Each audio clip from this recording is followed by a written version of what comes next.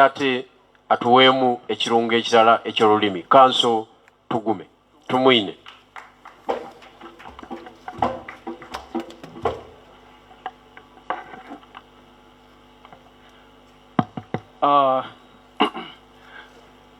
CMP oye. I'm going to speak in Ruchiga, Runyankore, and Runyachitara. Not because I don't know English, but I think it is the most appropriate. Our people will understand, and those who are seeing will internalize the message properly. So what I'm saying, munyichirize ngambo mu Ruchiga no mu Runyankore. Amazina ganje ninye Tumwine John.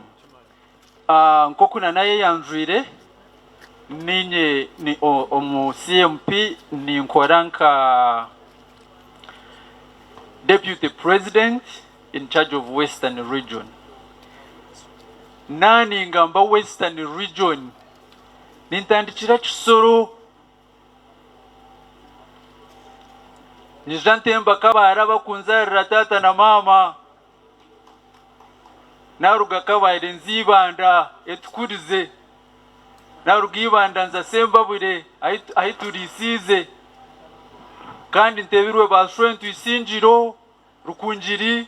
So I mean the whole of Western. Basewe na banyabo eche chibina ne chihanga ticha Buganda, ticha Busoga, ticha Guru, necha Uganda.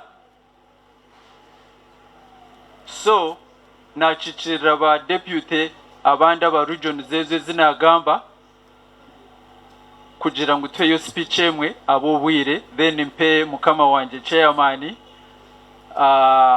tindamwegese Runyankore abo kubati nyine basement gonka. He will try to understand us. CMP nyenda kwiha akantu kamwe abantu mwe abatuhurikirize abakutureba nyenda kwiha akantu kamwe ninga bubiri ekyo tutakuza kwikiriza nka CMP n'ekyo tukuza kwikiriza. We are not going to allow the gun culture to continue ruling us. Omuntu ayine mundu nuwa controlling itaka, nuwa controlling amateeka, nuwa controlling buri kimwe. Bagira ngo harugaho wayenda kureta urugezigezi nibashamba. Basewe na banyabo abampurikirize politics za Uganda zikarugo mu politics entufu zazo mu kuturunda. Echo necho Ruganda abo muce bakazo mu kuturisa. Aza batuchekwire nemihini wareta mu rugezigezi nibakushekura adebirebe mbakozesa ne wayaza amashanyarazi.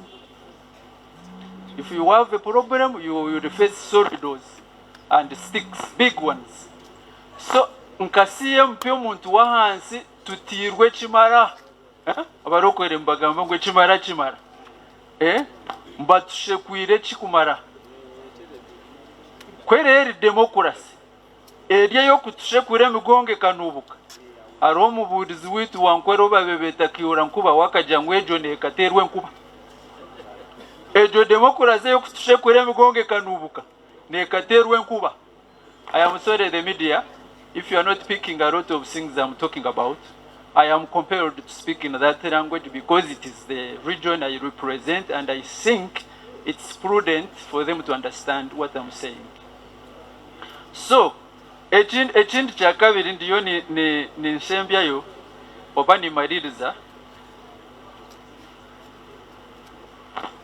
If yabere demokrasi okigura ngo abantu batera karuru okitiriza ngo abantu betabo mbururu kandi abwenchi noenda ngo bazine nko kuwatere ngome yawe otabitiriza bakakore ecyabo nkasema teko kwe kutwedembe ryoja ngo ronda hora akagurupa ko rahuriremwe mirembe.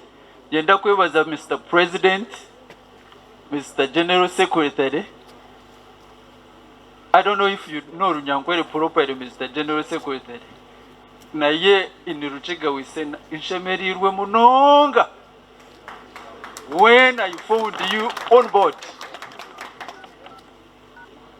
Ebya president sijja ye Muganda sijja biddamu n'Oluganda nalwo nkonayo naye ebyaffe naye biwanvu birijja oluvannyuma.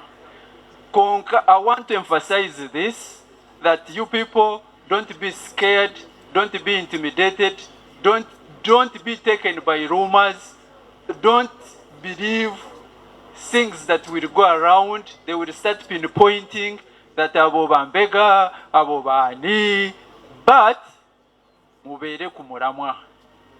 Abo witu abatureba kumurabe mwareba ngo cyabatangaza konke mbera ni yeji Uganda itwerekerire ninsya nimbashaba ngo mugumo mugongo muruga yo mutuhagire tubase kutwari hangeri omisho baba mpire dacikisha tu kunda zeze ngo nyete chairman w'ekibine cya Gambe baseho ne banyabo. They had given me 3 minutes that if I finish I take the pleasure to invite the chairperson of this mighty party.